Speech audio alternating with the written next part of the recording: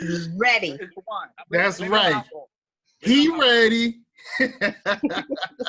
Yo, it's Seiko, and I'm back with another episode of the Fly Guys podcast.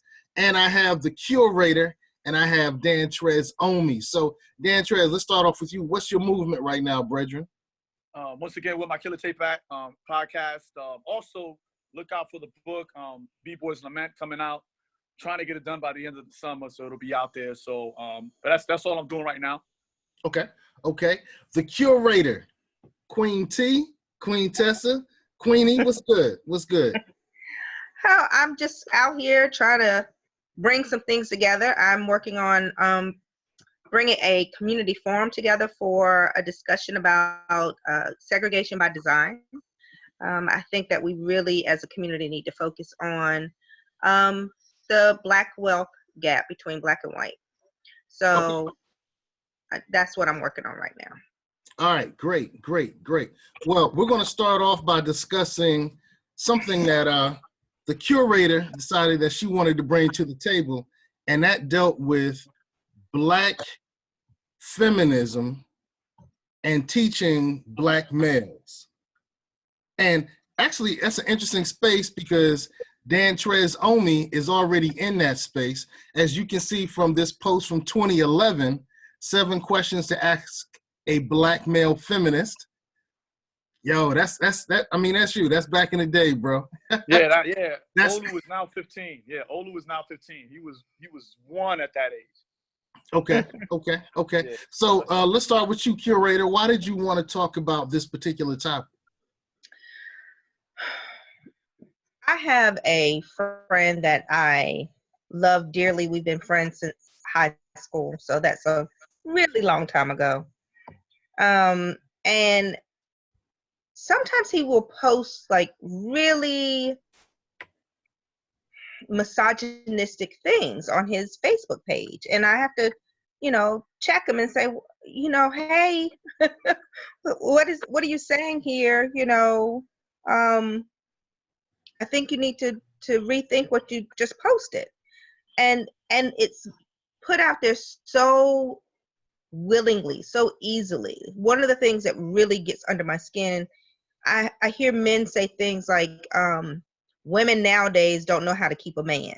Women don't cook now. I'm like, I'm going to work just like you are. So I think that we both might need to take a cooking class. I don't know. I mean, there's no requirement for my genitalia to be cooking. I'm just saying. Right. Our hands are used to cook with, not my genitalia. Just saying.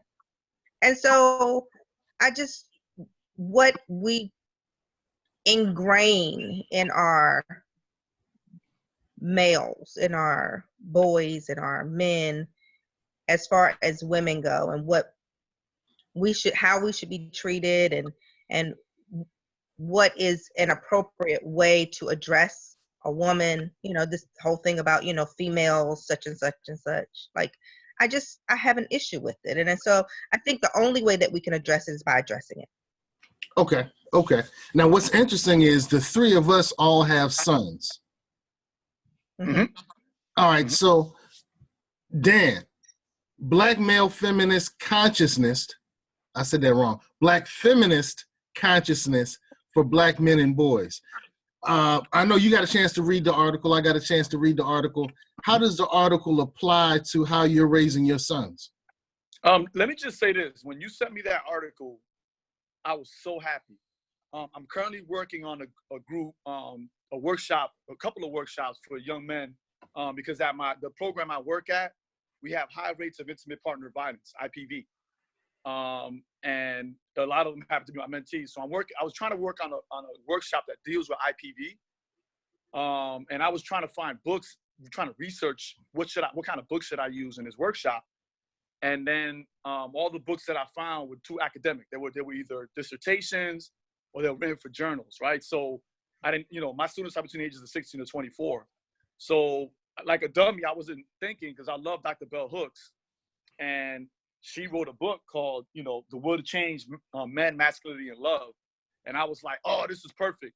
And the book, she details, how patriarchy is used to raise our boys. I'm glad I found that book because I'm raising my sons to be feminists. That's, or they're going to be feminists.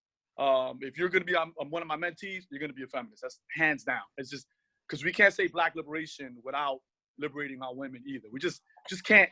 It just doesn't work like that. Like, that doesn't make any sense, right? So Right. that article was perfect because it talks about how Vassar College is doing a summer camp to teach young Black boys feminism, and I was like, oh my God. And so instead of me focusing on IPV, I should be focusing on teaching those boys and young men feminism and how to actually love, like how to actually do the emotional work. Because a lot of times we raise our boys to say, we raise our children, my children, we tell our girls that emotions is their domain, right? And we raise our boys to say that logic is their domain. So we don't teach them how to do the emotional work. So they're not fully human beings. You know what I'm saying? Our boys are not full human beings because they don't know how to do the emotional work, because we tell them that they don't need to do the emotional work. And I think that is a bigger problem, outside of what we see as gender roles, quote unquote gender roles. That to me is a bigger problem because we're removing our boys from their humanity. So if I understand you correctly, what you just described is feminism? No, I didn't describe it. Yes and no, right? All right, because if you're saying that, okay. Because I haven't defined feminism. You didn't ask me. That's not the question you asked me. All right, let's do that. We need an operational definition. Yeah, so, excuse me? We need an operational definition. Okay. So what's feminism? Do you want to take that, Tessa, or do you want me to? Go ahead. That's Right. I'm fine. I'm gonna give you the dictionary, but go ahead. Oh, she's giving you permission. Again, my feminism has been informed by Black women. So I just want to be clear about that. I want to be crystal clear about that. My feminism is intersectionality. If it's not intersectionality, I don't want it. So I don't listen to white feminists. I do not. But according to Dr. Bell Hooks in her book, Feminism is for Everybody, she says you're a feminist if, number one, you are against misogyny and the abuse of women, right? Number two, if you feel that women should get full agency over their bodies, right? Number three, you want full equal pay and equal rights for women. They're the same thing that men get, right? If you fall in those three categories, you're a feminist, right? That being said, when I apply feminism to my child rearing, right, I want my boys to do the emotional work so they could be full human beings. And then also the number four is to recognize women, particularly Black women, as full human beings, just like we recognize Black men as full human beings. And I actually prefer the term womanist versus feminist. Okay. Right. Because I support, again, it comes from the being Black. It's the aspect of being a Black woman, not just feminism is white. And so I went to, I have a minor in women's studies. And so we talked a lot about feminism when I was there. This is a long time ago, 92. And I just, kept reading about, well, what about Bell Hooks and Alice Walker and all, so I fed on that to get my understanding of what womanism is. And so all of those things that he said, which I love that you went detailed that way, because I was not going to approach it that way. But I appreciate that. And so, yes, I think that we need to support women being fully human. And the part about being in control of our own bodies fully is, all about agency. That's a whole nother conversation that we need to have. I agree.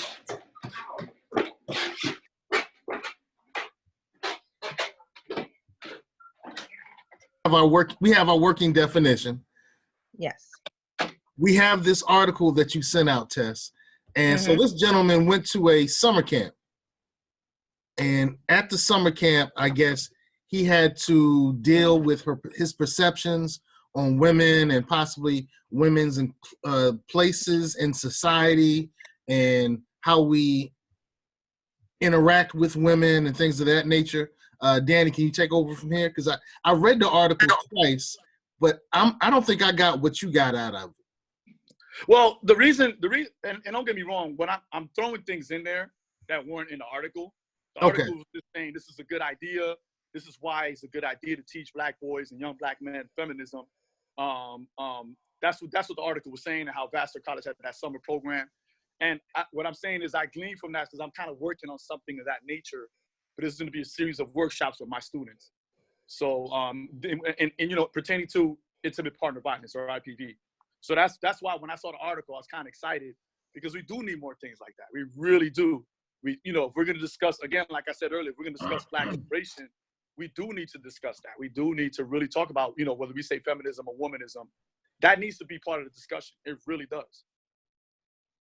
And you know, the curator and I had this conversation via text message, and I said that Danny was a Black male feminist. I, mentioned I thought Queenie was more leaning towards womanism, and I've used the term ma'atism, which really isn't a popular term. I created it myself. I like the balance concept, where everything should be addressed with balance. Everyone has the same equal opportunity, equal equality. There should be no violence against anybody. And I do think that we're in a situation now where we have to address the damaged situation that we've allowed our women to be in. You know, we have allowed a lot of damaging and degrading and demeaning things happen to women in America and in the world, and we need to address it. So I don't dislike any of the terms. I don't dislike any of the terms. And I'm glad to know that we're, all working towards making sure that everyone has a safer experience in the world, and everyone has a safer opportunity to grow into their possibilities. I don't know if I grew up thinking that Dr. King, Malcolm X, and Robeson were the only people involved in the struggle for the improvement of people of African descent. I just didn't have that experience. Mary McLeod Bethune, they talked about, Harriet Tubman, Alice Walker. All of these people were part of my experience in waking up in consciousness and working towards liberation. So I'm wondering if others didn't have that experience. I may have had a very different experience. So when I read this, I'm thinking to myself, that seems common knowledge to me. No, I don't think so. I think that it definitely is. I mean, you said you start off with saying that in consciousness, right? Yep. And so a lot of us were not raised in consciousness. If you were not raised, I was raised in Portsmouth, Virginia, at a Baptist church, and the pastor say, shout out to P-Town. Okay. That's how I was raised. So, the pastor say such and such and such. Well, women shouldn't be in the pulpit, and women, have a place, and women, so no, I wasn't raised in that consciousness. And you know what? I want to piggyback off of that. Not only that, when we talk about the Black freedom rights struggle, women are rarely mentioned, right? Like you had that opportunity, Sekou, but when I turn on the TV and they talk about the civil rights movement, when we pour libations, when I go to an event and we pour libations, I only hear them talk about men. They might throw out Harriet Tubman. You know what I'm saying?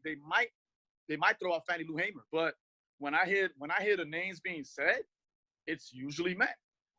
Heck, when I go to an event, I'm thankful that I have elders. I have women elders that do libations. But most of the time, we say no, only men pour libations. You know what I'm saying? So like, how we talk to our children about liberation, we'll say Malcolm X and Martin Luther King, right?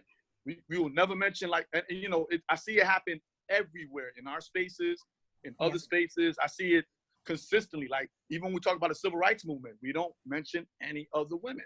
And I had to, thankfully I had elders, that were like, hey, you need to know about this person, you need to know about this person, but most of us don't. And from what I see, too many of us are comfortable with that. Right. Too many are comfortable with that. Look, women make up, when you go to the church, you can go to any church. You go to any church, you go to white church, you go to black church, you go to any church. Women make up most of the congregation. Right. You know what I mean? But the leadership is predominantly men. And that's problematic. That's problematic to me. The leadership should reflect the population. So across the board, I see situations where Look, I'm gonna give you a good example. All right. The Black Lives Matter was started by 3 black women. Queer. 3 black, thank you, queer, 3 black women, right? I've talked about this before on the show, 3 black women, right? But you don't see the mainstream media, no one ever mentions that. And you know what? I'm gonna go so far to say is the reason why a lot of us turn our backs on the Black Lives Matter is because they're black queer women. I think that's why a lot of us do that. So there's a lot of erasure when it comes to our women. And that's part of misogyny. That's violent, because erasure is violence, you know. So that's what I wanted to talk about. I wanted to talk about how does it show up? Because when we say the word misogyny, right, we think of, well, do we hate women? And so how, we like to play on words a lot, like homophobia. So nobody's scared of homosexuals, but it's not really about the word when we pick it apart. It's about what does it really mean in our society, and how do we play that out. And so I would like to talk about some examples of misogyny. How does that play out? How do we see it? How does it show up? And you know what, Tessa, I'm glad you said that, because when I used to think of misogyny, I thought of, violent hip hop lyrics, right? I thought of women being demeaned in hip hop music, but it's much more than that. Misogyny is much more like I thought for me to be a misogynist, because I'm a recovering misogynist, right? For me to be a misogynist, I have to actually tell a woman, ooh, I hate you, I'm gonna put my hands on you. That's what I thought misogyny was. It is that, but it's much more than that. Right. All right. Okay. All right. So give us some examples. Let's hear some examples. So for one, let's talk, misogyny and sexism. So it's a very fine line in between, right? And so misogyny for me is closing down Planned Parenthood and trying to tell me about what I should do with my body, and not really considering how much health care is taking place at Planned Parenthood. And so You don't think that's a stretch? Huh? You don't think that's a stretch? It's not a stretch. Not a stretch. No. Why would that be a stretch? I'm asking the question. I'm asking back. Why would that be a stretch? And most people are going to say, don't you think she's stretching right now? So why would that not be a stretch? I'm asking the Joe Blow questions. I'm not sure what you mean by a stretch. That's what I'm asking. What do you mean, a stretch towards what? All right, because if I say that defunding Planned Parenthood is misogyny,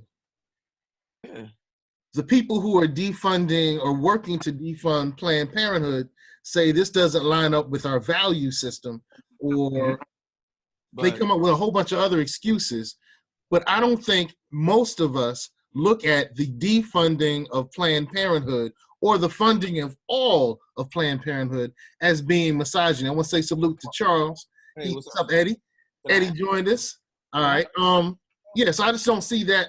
I'm not sure if others are going to see that connected to misogyny. How is it not misogyny when you are defunding things that directly affect women? When white men are defunding Planned Parenthood, and that it doesn't affect, Planned Parenthood does not affect middle-aged white men that can't have babies. and I'm gonna go back to the definition of misogyny, right? Okay. It's violence, right? It's violence. And this is erasure is also part of violence. So right. If you're removing access to me, you're being violent. Yep. Right? If I don't have places for me to learn about safe sex, if I don't have places for me to learn about the human body, if I don't have places for me to get prenatal care, because some people don't have medical access, and Planned Parenthood, I've sent many women to Planned Parenthood for prenatal care that they could not afford. So when you're doing that, that is violence against women. That is definitely misogyny, because a lot of us live in places where women do not have access to prenatal care. That's vital to her and that child. Right. And it's not even just that. So I went to Planned Parenthood as a young adult when I was in college.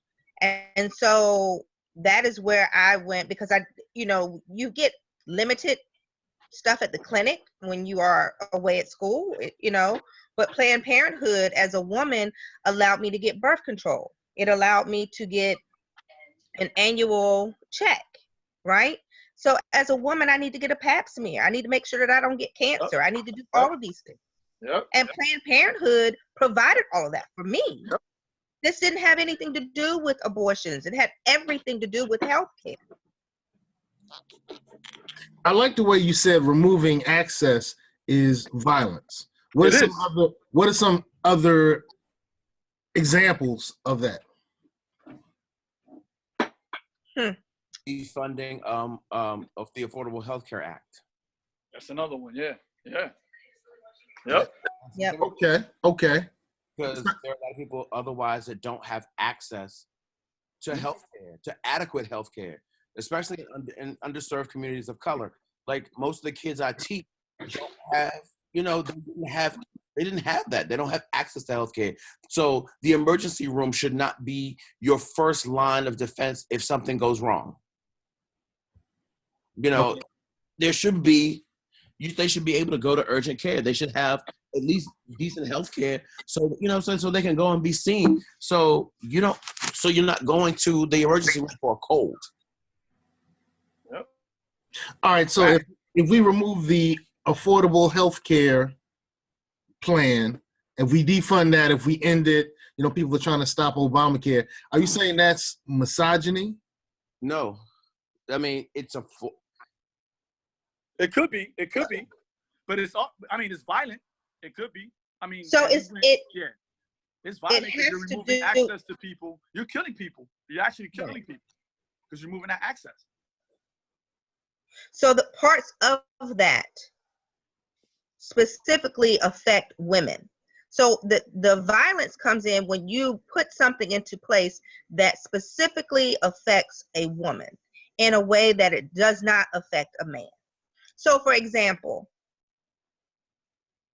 I have to pay taxes for menstrual products. So medical products here in Virginia, you don't pay taxes on, right? Right. You go get aspirin or whatever, you don't pay taxes on it. Okay. I go get tampons and sanitary napkins, you pay taxes on that. I didn't know that. Yeah, I didn't know that. It's considered cosmetic. That's my male privilege. That's my male privilege speaking. I didn't know that. Right. So when women go and buy t-shirts and socks and things like that, there's a pink tax on it. So we pay more for our products than you do as a male. A pink tax? It's called a pink tax. Wow. Our things cost more. And is that throughout the states, or is that just in Virginia? That's throughout the state. It's a nationwide thing. It's a problem. Well, yeah, because Wow. Eddie, earlier we were talking about feminists. Danny describes himself as a Black male feminist. Tessa calls herself a womanist.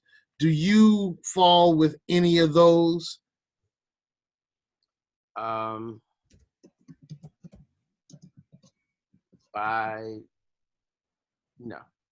Okay. Wow.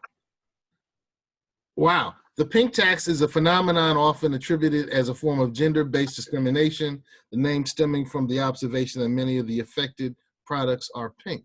Interesting. I've never heard of that before. I guess that is my male privilege. Yep. Shame on me. Into that one, I didn't know. Yeah, I learned that today. I learned that. I was not today years old when I learned that. Wow. All right, score one for Queen. Well, Tessa, there were some other things involved with teaching Black males feminism that you thought was pretty important. What were some of those other things?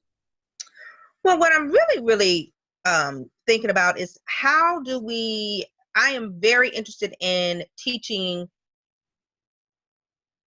people that we have agency over our own bodies.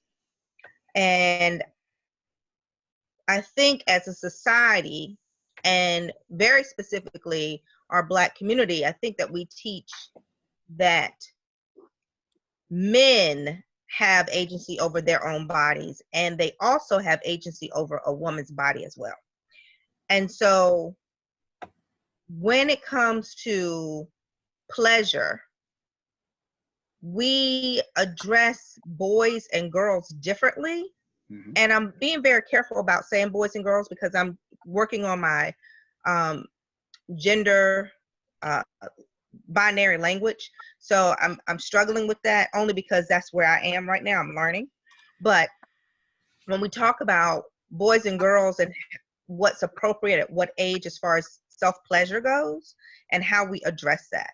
And so I can only say, like, when my son was around 10, lots of people would ask me, how's your water bill?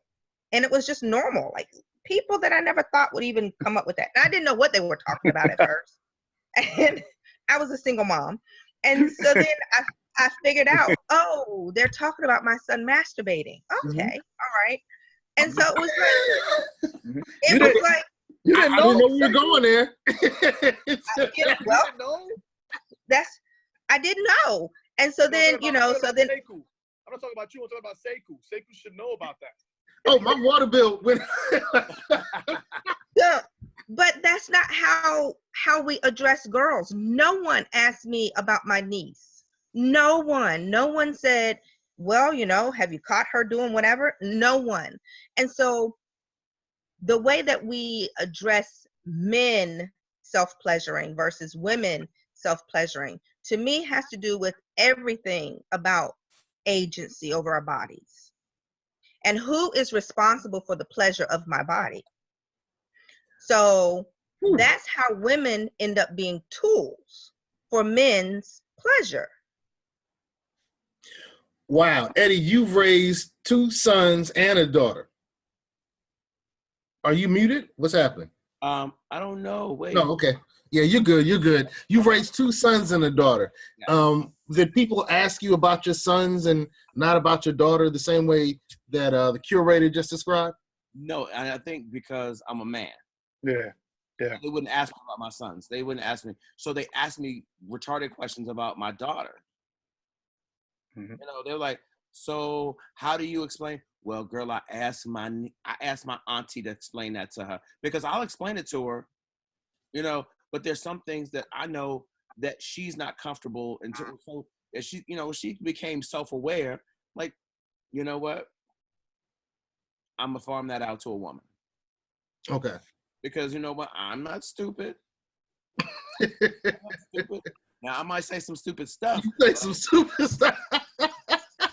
But did they were these questions about, like, her cycle, or were they specifically about self-pleasure?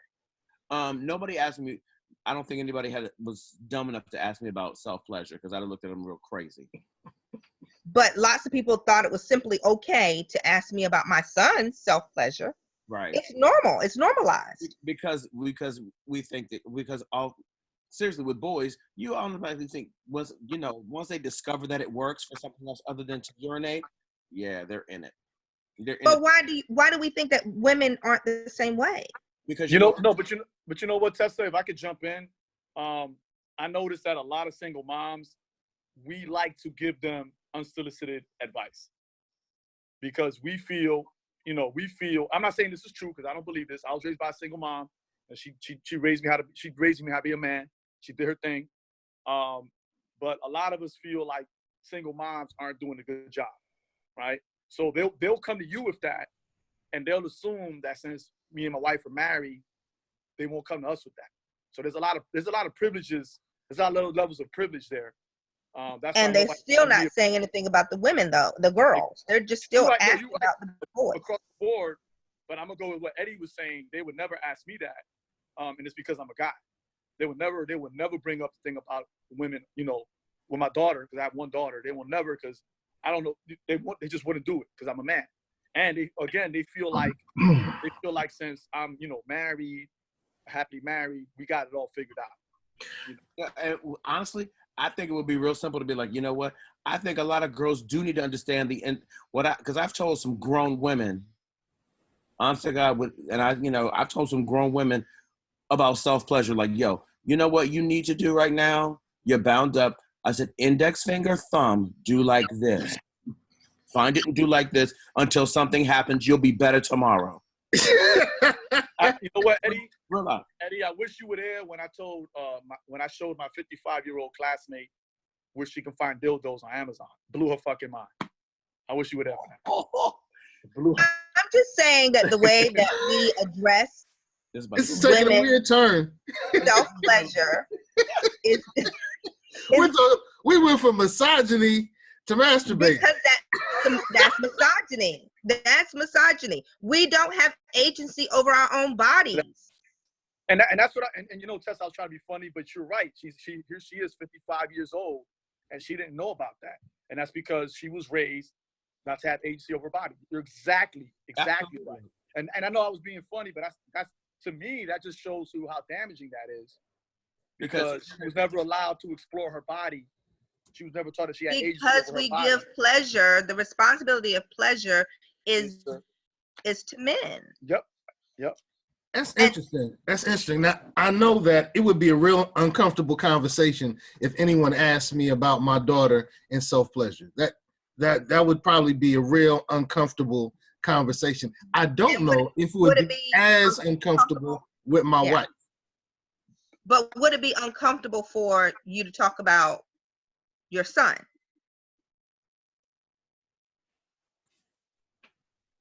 That's a great question, Tess. And so you're bringing this back into saying that the concept that we provide more agency for men and less agency for women is part of the struggles that we're dealing with misogyny. Absolutely. Yeah. Okay. Yep. So, look, we have 3 minutes left. Why don't we come with some solutions? What do you think we should do a little differently? I think we should treat girls, we should teach them that their bodies are their bodies and they have a right to self-pleasure at the same age that we do it with boys. We should normalize it. Women should be able to say no when they don't want to have sex with men. We have a right to say no when we don't want to be a tool to men. And you're absolutely right. I concur, because I feel like at the point where I think we've gotten into this whole system of thinking that women their sole purpose is to pleasure men, particularly when it comes to sex. Like, oh, it's what he wants and and so that takes a whole different turn, you know, when you get into the LGBT community, you know, because you got, you know what I'm saying? It takes a slightly different turn, but you're right. It's about, I think it would they need to be able to, that's a very vital conversation to have. And I guess having taught middle school for so many years, when they get at that age where they become self-aware, it's some real, I promise you, it would cut down on a lot of problems, because a lot of girls are running around thinking that they got to be this and they got to be that and they got to do this to entertain some little boy. Sit your little ass down and do your work. Anybody care about you? I was like, you know, and they busy worried about messing with some little boy when pubic hair has just become optional. You'll get that. You'll get that on the. Cut that. This dude. Dan Trez-Omi, the black male feminist. Last word. Just when we talk about misogyny, we should take it further than just being physical violence. We need to talk about the different levels of misogyny. And yes, we should teach boys, particularly black boys, about feminism. You definitely should. Okay. In a minute left, how can we teach our young boys about feminism? A great book. Once again, I'm going to always refer to Dr. Bell Hooks. Feminism is for everybody. It's a short book, probably I think it's about 875 pages. You could read that book. It's like a nice primer into feminism. Okay. Eddie, how can we teach our young men about feminism? Start early and teach them how to be respectful. It all starts with respect, respecting themselves and respecting women. Yes. All right. And the curator gets the last word. I don't know if that's being sexist or not. Let boys play with pink things. Okay. Okay, I like that. Okay. Okay. Come back, walk back, just walk back, because that's you. I see you going. Come back. I know some pink things I like to. Okay. But I've known Sekou for a long time, and he ain't never changed. Not at all. Hey, thank you guys for being on the Fly Guys podcast. I think we're going to be able to change some minds and change the direction of our community with these crazy conversations that we're having. So I want to thank the curator, Queen Tessa. I want to thank the Black male feminist, Dan Trez Omi, and my brother, my blood brother, Brother Charles, Brother Eddie,